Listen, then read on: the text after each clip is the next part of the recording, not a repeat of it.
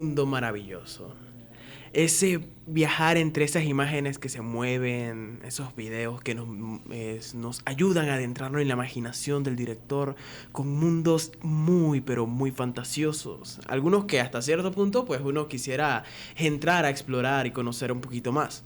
Pero si les contara que hay una cinta, o mejor dicho, una película que se intentó grabar, pero con el pasar de los tiempos, coincidencias extrañas hicieron que las personas que querían participar en ellos, pues simplemente no lo hicieran. A tal punto que la cinta no fue grabada. Muy buenas tardes y sean bienvenidos al área 921, donde hablamos desde teorías conspirativas y hasta hechos insólitos que pasan en nuestro planeta. Como siempre los acompaño como cada jueves con un tema muy pero muy interesante. Hoy nos adentraremos a uno de los mayores misterios de Hollywood. Una historia que ha capturado la atención del público en general por una serie de coincidencias que ha dejado a la gente con la piel helada. Son esas coincidencias macabras que uno piensa que debe haber una fuerza sobrenatural detrás de todo eso. Porque, ¿cómo hablamos de una cinta que se intentó grabar pero no se pudo hacer porque al parecer había una maldición detrás de ella? Hablamos de la película Atuk, o mejor conocido como La Maldición de Atuk. Cómo una simple comedia pudo convertirse en el epicentro de una serie de tragedias. Y en verdad, ¿qué ocurrió realmente con los que intentaron dar vida al proyecto? Bueno, vamos a adentrarnos a esta historia un poquito interesante, pero al mismo tiempo un poco escalofriante. Nuestra historia comienza en la década de 1970 con una novela satírica escrita por el autor canadiense Mordecai Richler titulada The Incomparable Atuk, o mejor dicho pues el Atuk el Incomparable. La novela cuenta la historia de un inuit, o mejor dicho un esquimal, que se muda del lugar donde él vive a la ciudad, y la historia trata de cómo este esquimal trata de adaptarse a una vida en la ciudad, cómo a veces su choque de culturas hace que pasen cosas un poquito graciosas. Es una sátira, mejor dicho, una sátira al materialismo occidental, también a cómo puede pasar ese choque cultural. Por si ustedes no lo entienden, es como cuando usted viene del campo y viene a la ciudad y te tiene ciertas costumbres allá que no son los mismos acá. Bueno, algo así se trataba esa novela. Era una crítica mordaz a la sociedad contemporánea, vista a través de los ojos de alguien que viene completamente de un mundo diferente a lo que nosotros, bueno, como ciudadanos de la ciudad, conocemos. Esta obra, aunque es apreciada por esa comedia y esa agudeza, no ganó la popularidad que merece una obra literaria como esta. Sin embargo, a pesar de no tener esa fama que debería tener un libro para ser adaptado al cine, en la década de los 80 Hollywood puso sus ojos en esa novela. Quisieron hacerle una adaptación con la idea de simplemente traer la historia de la novela, llevarlo a la gran pantalla, y así comenzó lo que muchos llaman La Maldición de Atuk. A principios de los años 80 el guion de Atuk fue escrito con la intención de ser una comedia ligera. Esas comedias que pueden ser disfrutables para todo el público, cuando te sientas con tus amigos, con tu familia, con tu novia, con tu esposa, etcétera, etcétera, etcétera. Pues esos son ese tipo de comedias que le gustaba a la gente en esa época que estamos hablando de los 80. Pero para crear una película tú tienes que tener el actor principal. ¿Quién iba a ser Atuk? ¿Qué pasó? Se pensó que el papel principal sería ideal para esos grandes talentosos comediantes de aquellas épocas. El primero que se pensó fue en John Belushi. Pero, ¿quién es John Belushi? Belushi era una de las estrellas más brillantes de la generación de la comedia en esos años, conocido por su trabajo en Saturday Night Live y películas como El Animal House y The Blues Brothers. Y aquí es donde viene lo extraño, porque antes de que la producción, aunque sea, pudiera comenzar, de una forma extraña Belushi fue encontrado sin vida en marzo de 1982. Y lo que llama la atención es la edad, porque él solo tenía 33 años cuando pasó esto.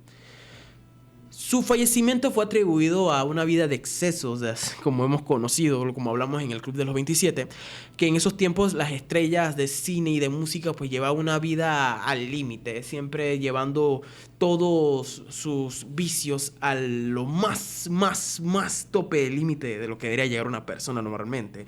Pues por sobredosis de algunas sustancias narcóticas, pues llegó a fin a su vida, lo que conmocionó el mundo del entretenimiento, ya que Bellucci nunca llegó a rodar una sola escena de Atuk, pero su trágica muerte fue la primera de esta serie de coincidencias que vamos a seguir hablando.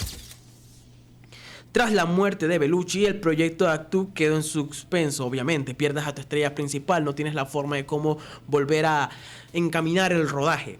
¿Qué se pasó? Bueno, comenzaron a dejar las cosas con calma, el proyecto no desapareció completamente, simplemente se comenzó a replantear quién podría tomar el papel que iba a tomar Bellucci. Y a mediados de los 80 el guión volvió a circular nuevamente por Hollywood, nuevamente pues se emocionaron, se entusiasmaron con crear la película. Y para eso entraron a buscar la segunda persona, el segundo candidato para que hiciera Atuk. ¿Quién llegó? Bueno, llegó otro cómico querido por todo el público en general, que fue considerado como uno de los tops de la comedia en los años 80, que hablamos de Sam Kinison. Kinison es conocido por su estilo cómico irreverente y sus poderosas presencias en escena. Era un actor que, aparte de causar risas, pues te impactaba muy adentro de la piel su actuación, cómo llegaba a adentrarse en los papeles con ese carisma que representaba Kinison, pero que de una u otra forma pues mantenía ese equilibrio que muchas veces se buscan los directores entre manejar el drama y la comedia.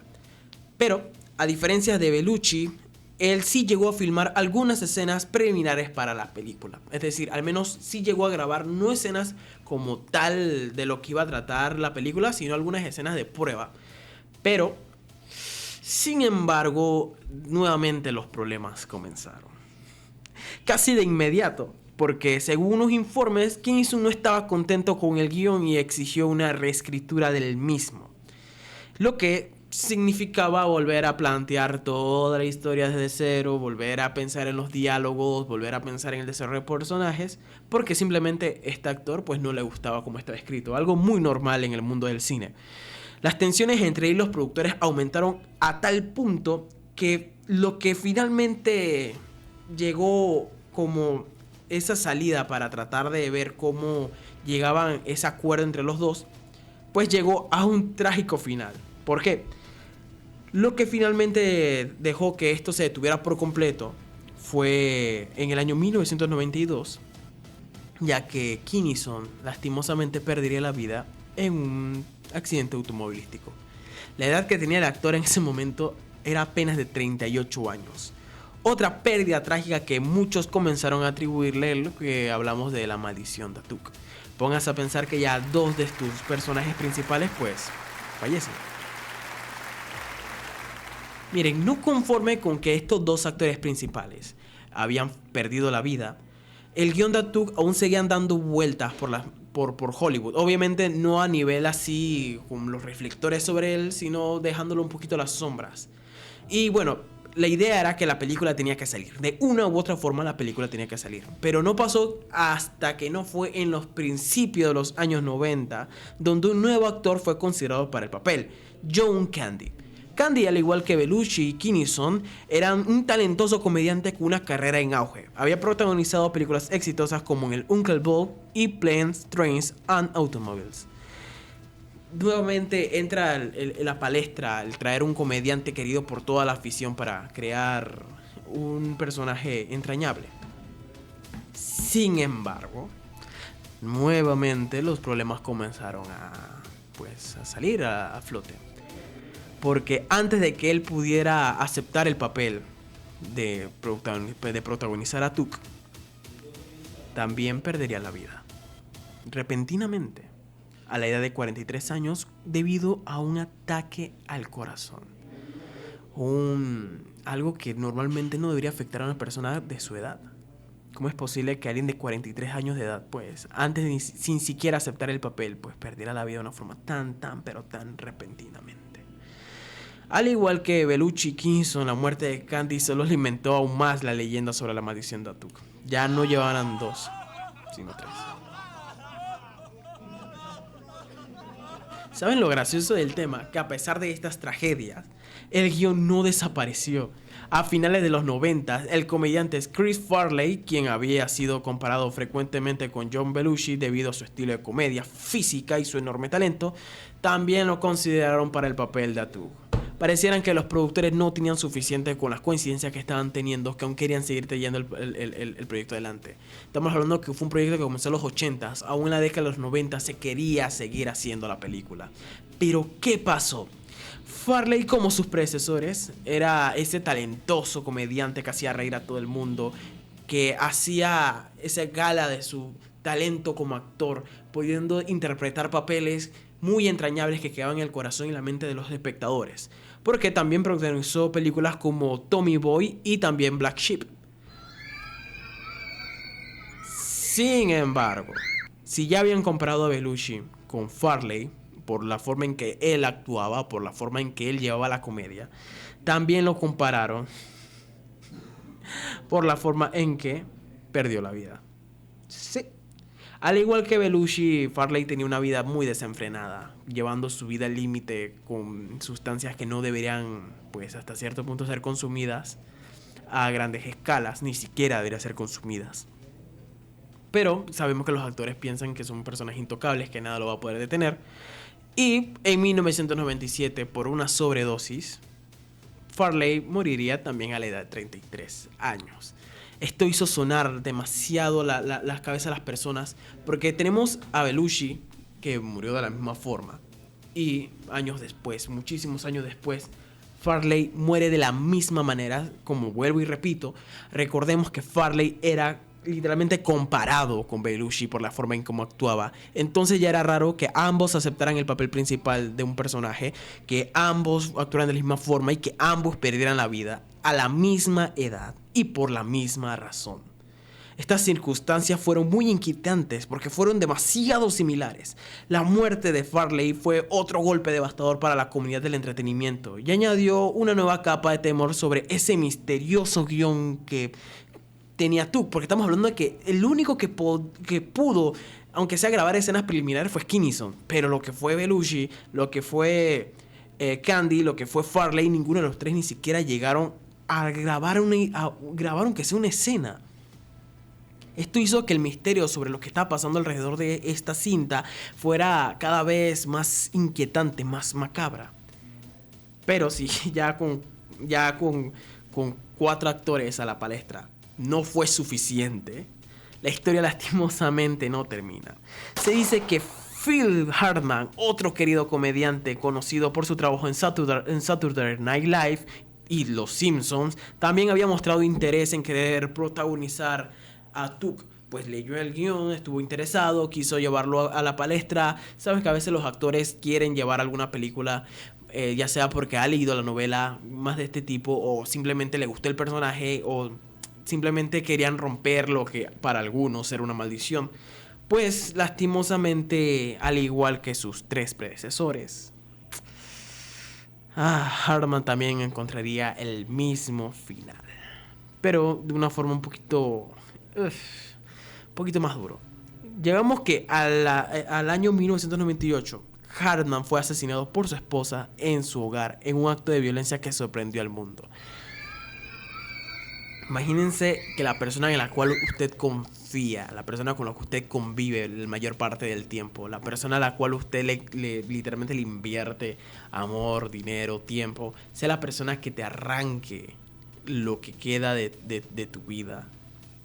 O sea, fue un acto de violencia que, aparte que asustó a todo el mundo, porque estamos hablando que fue algo que nadie se esperaba, dejaba sobre la palestra ese tema de que, los 4 actores que han querido protagonizar a Atuk, los 4 actores que han leído el guión, los 4 actores que han estado queriendo llevar el proyecto hacia adelante, los 4 terminan de una forma que la verdad no se explica el porqué. comenzaron los rumores de que, hey, esa película está maldita, esa película tiene algo tuvieron que hacer los directores, que la verdad no se puede llevar la cinta al rodaje.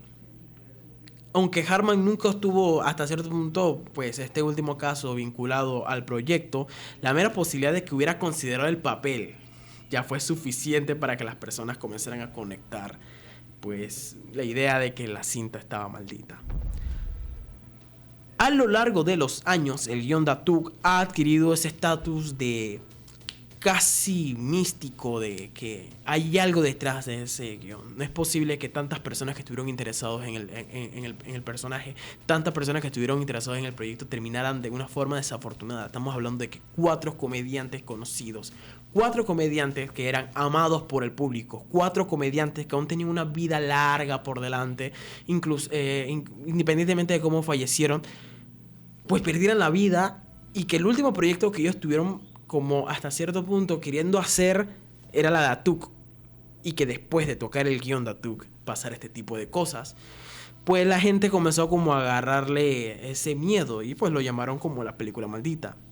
Un proyecto que parece que está rodeado de una aura de tragedia y muerte. Pero vamos a la pregunta principal. Estamos hablando de que fue un guión de una película que nunca se llevó a cabo. Pues, ¿qué pasó realmente con el guión?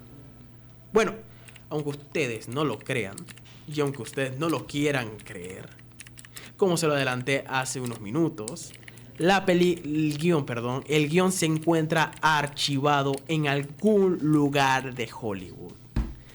Es decir, que Atuk es un proyecto que no fue cancelado como tal, simplemente lo archivaron.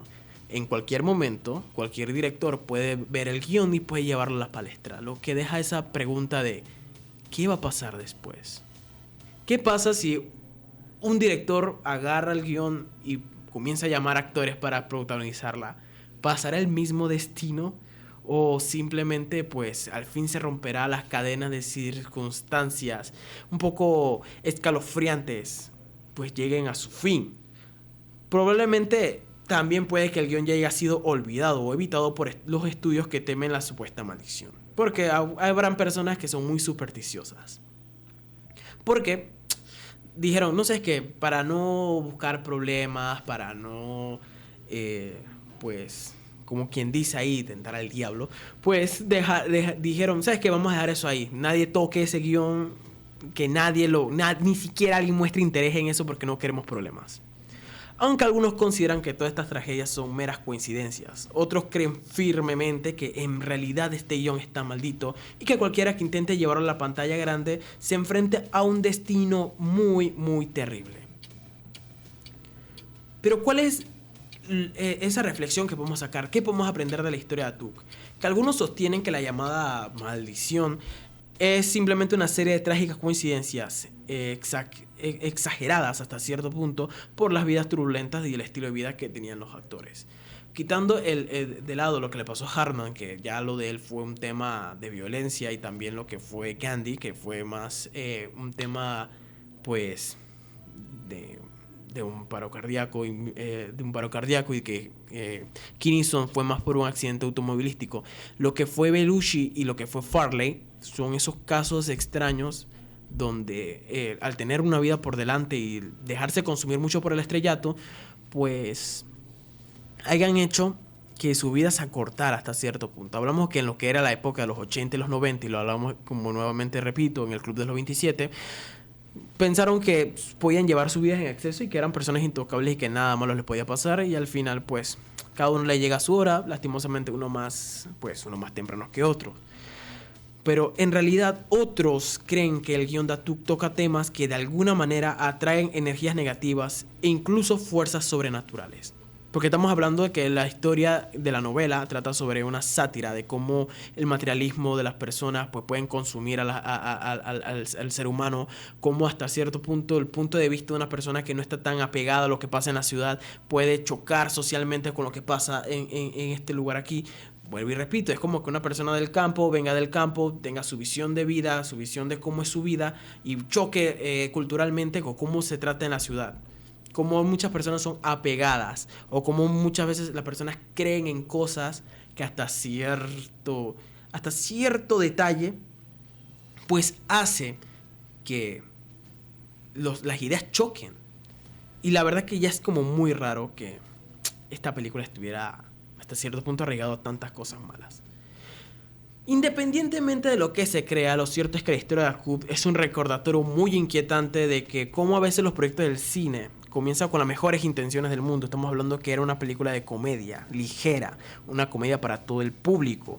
Y de la nada toman estos giros inesperados, algo oscuros, ya que la película que nunca se hizo ha dejado una huella indeseable en la historia de Hollywood. Que no podría haber sido de una forma, pues... No creo que pudo haber sido de esa forma peor. Pero si no, parece que haber traído que aquellas personas que se acercaron, aunque sea al proyecto, pues terminaron de una forma pues escalofriante, con su vida terminándose después de mostrar interés.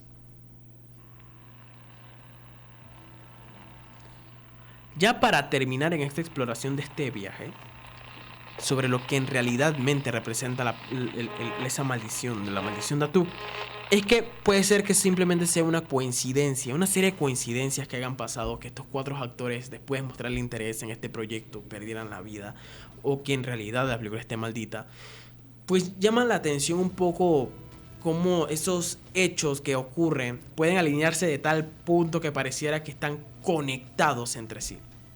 Hablamos que es un proyecto que están desde los 80, que es un proyecto que quería ser grabado de los 80 y llegado hasta los 90, y aún así no llegara a crearse, no llegara a llevarse a cabo, y que aún así el guión sigue existiendo, ya llama mucho la atención, porque yo vuelvo y lo repito, el guión está archivado en Hollywood. No quemaron el guión no está destruido, el guión no está perdido, está archivado. El guión sigue existiendo, esperando ver si algún estudio o algún director pues pierda el miedo, por así decirlo, y decida pues llevarlo a cabo. Y si es así, ¿será que la larga lista de personas con finales trágicos crezca? ¿O al fin veremos en la gran pantalla la historia de Atuk? Es una pregunta o es una duda que no sabemos si va a tener respuesta en algún punto de nuestra vida.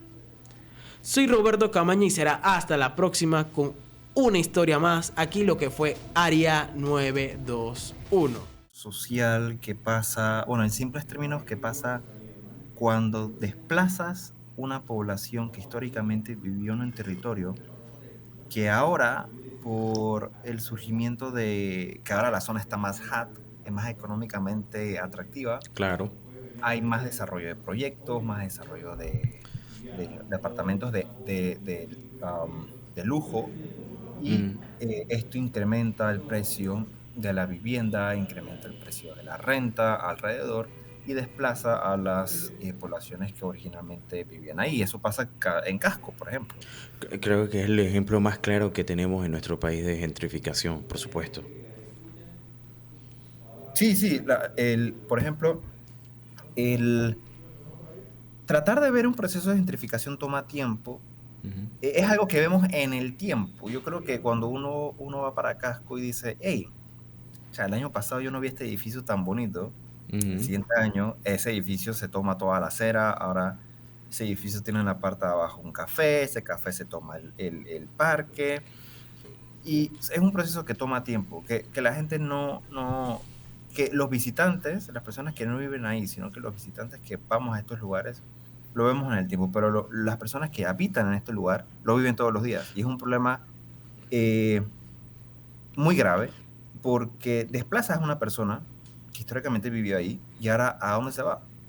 Oye, y esa es una gran pregunta, sí, porque es un problema social, es un problema socioeconómico, por supuesto, que es muy importante, que hay que atender y hay que hablar de forma responsable acerca de este tema, porque, y tú lo mencionabas, hace varios años pensar en vivir cerca del Casco era buscar un lugar económico, no tan cómodo, no tan bonito, pero sabías que era pues lo que había, y muchas personas pues tenían como primera opción mudarse a una de estas casas, que en su mayoría eran casas en ruinas, de madera, muchas de ellas, sobre todo luego de la invasión que sufrió mucho el barrio del Chorrillo, que está contiguo, ¿no?, al San Felipe.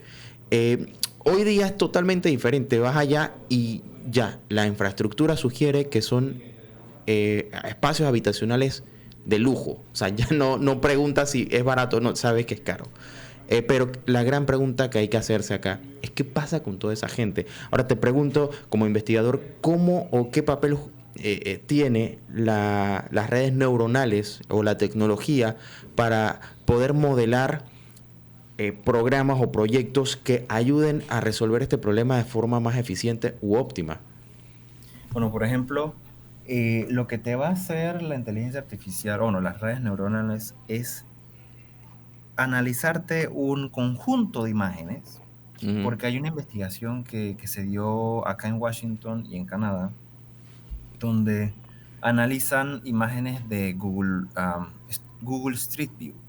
Ok. Donde a lo largo de sabes que en Google Street View tienes diferentes versiones de una imagen. Tienes las del año pasado, depende, ¿no? En Panamá creo que no hay mucho de eso, pero sería chévere tenerlo. Pero estas imágenes recopilan fotos de un barrio en el año pasado, el año antepasado. Lo hacen de forma esporádica, y lo que hace la red neuronal es analizarte todas estas imágenes. Ok. Y cuando te la analiza, tú le puedes preguntar qué tipo de modificaciones pasaron. Se agregó un piso, se modificó la acera, qué tipo de añadidura le hicieron al edificio. Y eso tú lo puedes comparar entonces con la data histórica de la renta en esa área. Y tú puedes con esta red neuronal identificar cuáles son los barrios que en este momento están pasando por un proceso de gentrificación y poder pronosticar cuáles son los próximos. Porque eso todo genera un patrón, porque es data que si tú la mapeas, puedes ver en qué áreas se están dando, y según el patrón en el que se está desarrollando esta gentrificación, puedes determinar cuál va a ser la siguiente área. O sea, la que tiene mayor probabilidad, digo, porque sí, es mucho más viable construir, digamos, una cafetería, un restaurante, en un lugar donde se está restaurando, o poner un negocio X, cualquiera, en un lugar que ya está restaurado y que tiene cierta tendencia a atraer cierto tipo de personas. Creo que no hay que ser muy técnico para entender que la primera opción va a ser justamente ese tipo de lugares. Pero qué bueno que existan estas herramientas. ¿Para quién precisamente? Porque aquí entra la otra parte. Los tomadores de decisiones deberían poder tener acceso a este tipo de información y ver cuáles son las herramientas que pueden utilizarse. Eso tú me dices, ya se está usando en lugares como Washington, ¿no? Se hizo una investigación, okay. No es que se está usando. Ok, perfecto. Conozco si se está usando, pero sí está en la investigación hecha. Yo creo que el beneficio principal es poder darle esta herramienta a la ciudadanía para que podamos tener datos abiertos y saber qué es lo que está pasando en la comunidad. Y también poder dárselo a los municipios, a los líderes, a los gobiernos locales, para que puedan gestionar bien ese balance entre sí. Es bueno generar negocio, es bueno mantener en un sitio histórico como es el casco, pero también hay que preservar la historia, que también hay una historia humana, que es la gente que vive ahí. Oye, y hablando un poco de esto de los municipios, Gabriel, tú lo debes conocer bastante bien. Hace un tiempo el Banco Interamericano de Desarrollo viene lanzando un programa bien interesante donde busca, a través de webinars, dar a conocer herramientas que se pueden utilizar para gestión gubernamental. ¿Tiene algo que ver con esto? No, yo creo que lo de la gestión gubernamental, esa herramienta, yo me acuerdo cuando te la mandé, se me olvidó el nombre, era... No te hablo te hablo de unos webinars que desde hace un tiempo viene desarrollando. Code for Dev. Exactamente, Code for Dev. Ajá. No, esto no viene del BIT, esto ha sido desarrollado aquí. No, pero te pregunto, este tipo de herramientas, ¿cómo se pueden empezar a utilizar dentro de los municipios? Porque, claro, ahora quizás estoy pidiendo mucho, Roberto y Gabriel, cuando hay juntas comunales que ni siquiera página web tienen, pero ¿de qué forma podemos empezar a mirar las redes neuronales, la tecnología, la inteligencia artificial, para hacer más eficiente el manejo y el funcionamiento del Estado? sobre todo en comunidades, en gobiernos locales. No, yo creo que hay otra forma. Bueno, por ejemplo, en este caso, es tomando fotos, es teniendo un conjunto de fotos que desconozco si Panamá las tiene, pero también este tipo de tecnologías se está utilizando para poder identificar caminos de emergencia. O sea, cuando pasa mucha lluvia, claro, cuando se inunda, hay una inundación, sí. Los equipos de rescate necesitan tener rutas de emergencia. Entonces, ahí se están haciendo una investigación con redes neuronales para poder determinar cuáles son los mejores caminos de emergencia para evacuar a la gente en caso de inundaciones. Esto utiliza imágenes satelitales y él te va a comparar áreas antes y después de una inundación y te puede determinar, ok, según los patrones que hemos visto de esta área inundable, este camino es el más eficiente para poder evacuar a la gente, ¿no? Y esto es súper útil para el CIENAPROC, y más que todo en Panamá y en la ciudad o en las afueras que se inunda bastante. Claro, pero habría que iniciar, como siempre, por el principio. Primero, sabiendo que existen herramientas, también, como decía, las falencias que existen también, o sea, una forma de poder utilizar la tecnología implementándola dentro del funcionamiento y quizás desde el punto de los datos abiertos, cómo poder aprovecharlos, porque hay mucha información que está por ahí regada, mal organizada, y otra que ni siquiera está usada porque no sabemos qué función o qué utilidad darle. Yo sé que te tienes que ir, Gabriel, pero ese último mensaje con respecto al tema de los datos abiertos que tú mencionaste, porque hay iniciativas que pueden nacer también desde la ciudadanía y poniendo en práctica el buen uso de esta información, pudiéramos empezar a tratar de caminar en esa dirección para utilizar o hacer buen uso de las herramientas tecnológicas que ya existen. O sea, ya no hay ni siquiera que inventar la rueda, sino empezar a utilizarla y sobre todo, creo que parte de la idea del segmento Gabriel, es tener ese primer acercamiento, porque, claro, no es un tema sencillo para muchas personas, ni siquiera para nosotros, pero saber que existe puede allanar el camino para empezar a ver estas funcionalidades en un futuro y ojalá sea próximo, haciendo más eficiente el uso de los recursos y también dando muchísimas más ventajas y beneficios a los ciudadanos.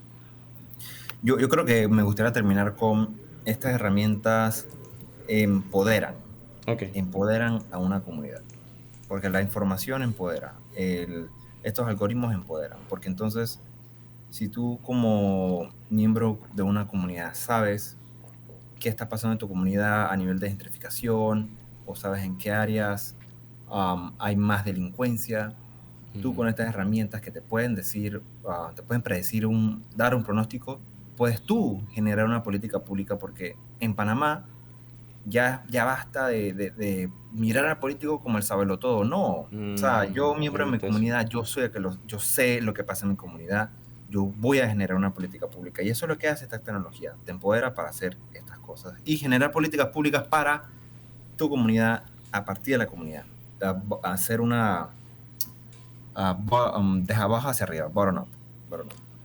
Oye, me gustó mucho ese mensaje, Gabriel. Sé que estás muy tight, muy corto con el tiempo, así que te agradezco por haber sacado estos minutitos para hablar y traer este tema. Por supuesto que más adelante en otros programas podemos hablar a detalle acerca del uso y las ventajas, los beneficios de lo que es la Big Data y estas redes neuronales. La tecnología no solamente inteligencia artificial generativa, hay muchos usos muy prácticos. Así que feliz tarde para ti y bueno, será hasta una próxima ocasión. Chao, Martial, cuídate. Buenas tardes. Era el investigador Gabriel Soto desde Washington. Nosotros seguimos por acá por Relax. Roberto, te vi muy interesado diciendo ahí, oye, es verdad. Es que si algo que de lo que lastimosamente Panamá le falta es data. Es tener data de cualquier tipo de actividad que pase. ¿Me lo dices o me lo preguntas? Bueno, yo estoy seguro que muchas personas... Es que necesitamos comenzar a ver los estudios de la data que nosotros tenemos para guardar nuestra base de datos, para ir, no sé, viendo posibilidades para evitar ciertos problemas, ya sea inundaciones, ya sea, Claro. No sé, falta en la disposición de de un servicio público. O sea, lo que aquí falta es data. Y tenemos las herramientas para poder tener esa data. Bueno, y aquí por eso es importante la preparación de mucho más personal técnico para el aprovechamiento de todas estas herramientas. Pero mira, algo que tú dices es muy cierto. Yo recuerdo hace un tiempo, no hace mucho, puede ser como 2 años, conversaba con el representante de una organización internacional muy importante y estaba yo haciendo un reportaje y bueno, por supuesto que los datos son importantes, son sumamente importantes y en el reportaje los datos fundamentales para lo que quería plantear. Y conversando con este representante me decía, bueno, el problema es que no te puedo dar datos porque no hay datos. Y digamos esa era mi fuente principal para poder hacer esta nota. Lastimosamente lo que tú dices es cierto. Se ha hecho esfuerzos para tratar de mejorar la situación, pero sigue siendo muy retador. Creo que hay que entender la importancia de contar con datos, porque dice una premisa que lo que no se mide no existe. ¿Cómo puedes mejorar algo si no sabes cuánto hay que mejorar? Y no solo crearlo, mantenerlo, porque a veces uno crea una base de datos, pero lo dejan ahí hasta tantos puntos sin mantenerlo que se vuelve obsoleto. Sí, actualizarlos constantemente, que sean datos.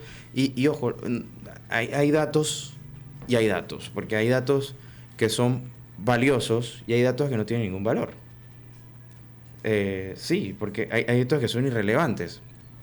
Son son esos datos que están ahí, pero no ayudan ni siquiera para el estudio ni el trabajo. En una ocasión me metí yo en una institución, hace unos meses también, buscando una información X, y en la sección de datos abiertos de esta institución, entro, busco los datos, número de denuncias por mes.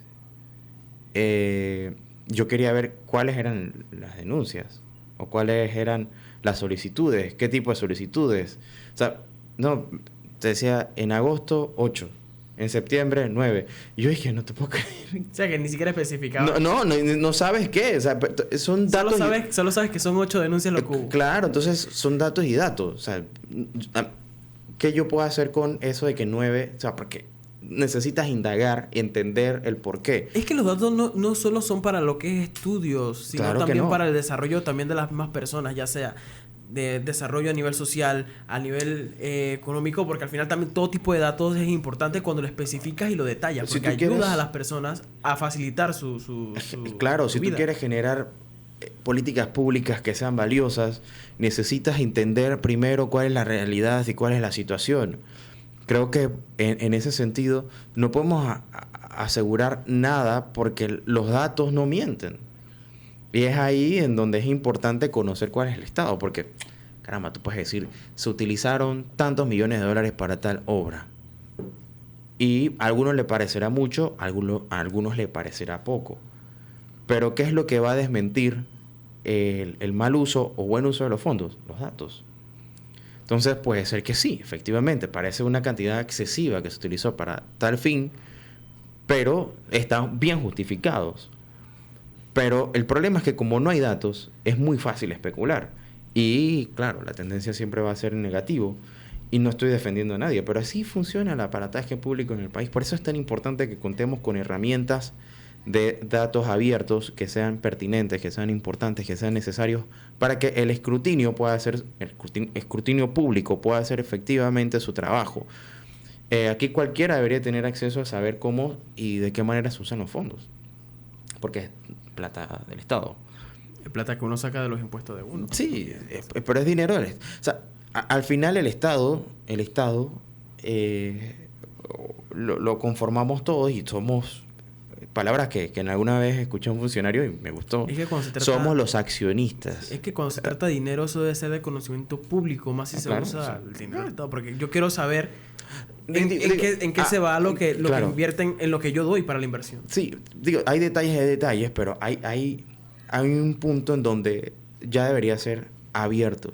claro, no va a necesitar quizás saber cuál fue el nombre del capataz o ayudante que puso un bloque en el edificio que construyó tal ministerio. O sea, eso me parece irrelevante. A mí, puede ser que a otras personas sí, pero sí saber que hubo un pago asignado a tal persona que hizo su trabajo y que pues por esa razón devengó y el bloque costó tanto, o en su conjunto, ¿cuántos se usaron? Y o también, tanto. O sea, ¿en qué proyecto se está invirtiendo? ¿Para qué sirve el proyecto? ¿A quién beneficia el proyecto? Sí, pero el punto es que acá vemos, la obra costó 1.5 millones de dólares, sí. ¿Y qué más? Bueno, costó 1.5 millones de dólares. Y que se gasta la plata y un bebedero, que sí, pero el bebedero, ¿quién lo va a usar? No, sí, o sea, nadie sabe nada. Sí, porque, digo, no pongo en duda de que efectivamente sí puede ser que se hayan utilizado en tal obra el dinero como debe ser. Pero ¿quién me garantiza eso? O sea, porque una institución me lo dice y yo no sé si la institución... O sea, por eso es que para que esto se acabe debe haber... Primero, transparencia. Segundo, accesibilidad a los datos. Y lo más importante en eso es que cuando haya accesibilidad real a los datos y haya transparencia, el escrutinio, o sea, la parte ciudadana que se encarga de dar fe. Porque de nada sirve que estén los datos y que estén los mecanismos de transparencia si las personas sencillamente no hacen nada. Pero bueno, con esas palabras vamos a nuestro primer cambio comercial. Panamá, Avianca vuelas más, ahora con 4 vuelos diarios a Bogotá para descubrir los cielos de Colombia y conectar con Sudamérica. Por eso en Avianca decimos, vamos por tu cielo. Ya regresamos.